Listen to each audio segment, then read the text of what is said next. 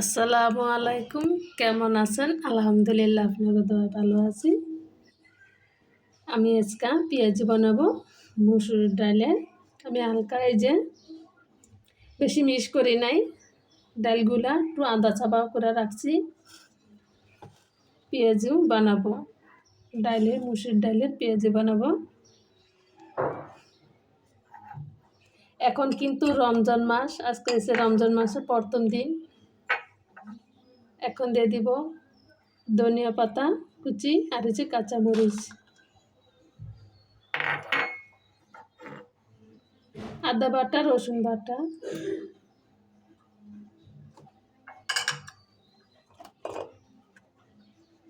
জিরা, টালা জিরার পাখি দিয়ে দিলাম, মরিচের পাখি দিয়ে দিলাম,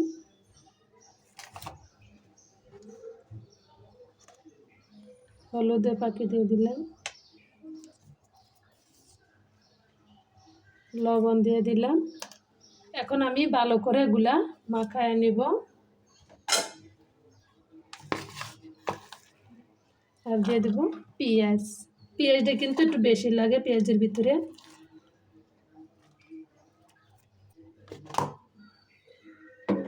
এখন আমি ভালো করে মাখায় নিব।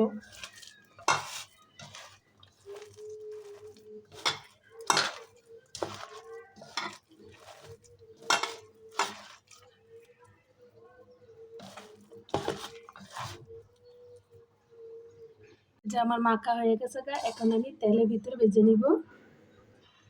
আর একটা বানাবো আমি আলুর চপ, ভিডিওটা দেখবেন। এদিকে আমি সিদ্ধ আলু নিয়েছি, আলুটা একটু আমি মাখায় নিব। এই যে আমার আলু মাখা হয়ে গেছে, ধনিয়া পাতা কুচি আর এই যে কাঁচামরিচ,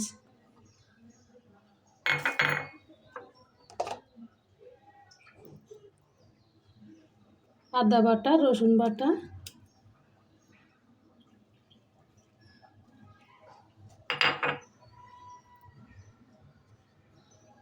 হলুদের গুঁড়া, মরিচের পাখি, লবণ, চাট মশলা,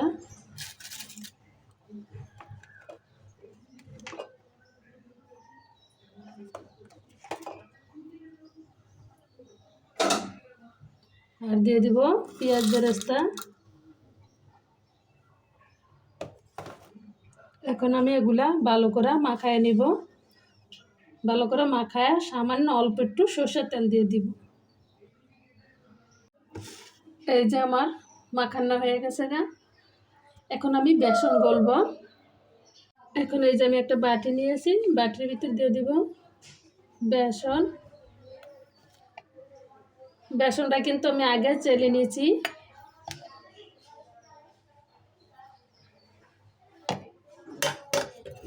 আপনারাও আগে চেলে নেবেন বেসনটা। বেকিং পাউডার দিয়ে দিছি,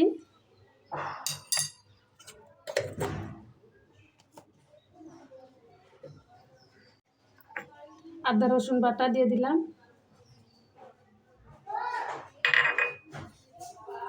এখানে এই যে আমি দিয়ে দিব একটু হলুদের পাখি, মরিচের গুঁড়ো। এখন আমি সবগুলো ভালো করে একটু মিক্সার করে নিব।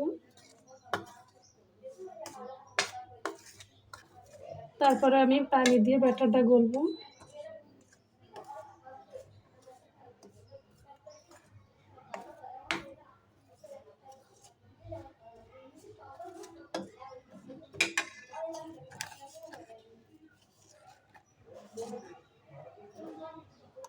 একটু লবণ দিয়ে দিলাম।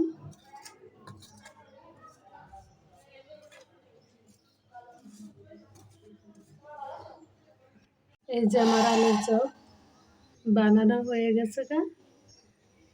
একটু তেল মেখে নিয়েছি, তারপরে আমি গোল গোল করে চাপটা চাপটা করে বানিয়ে নিয়েছি। এখন তেলে ভাজবো। এখন এই বেসনের ভিতরে এই যে চুবায় চুবায়,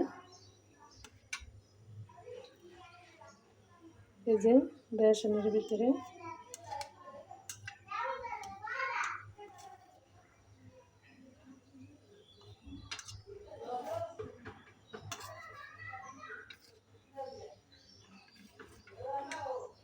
তেল গরম হয়ে গেছে গা। এখন আমি যে একটা একটা করে ভেজে নিব।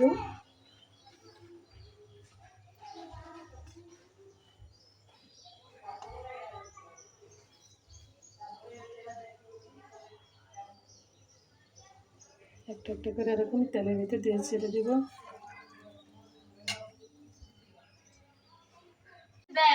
এই যে আমার পেঁয়াজি বাদদাসি আমি আস্তে আস্তে আমি বাদদাসি। এই যে আমার পেঁয়াজি হয়ে গেছে গা। কিছুক্ষণ পরে আমরা টেবিলে সাজাই নিব ফলটল দিয়া।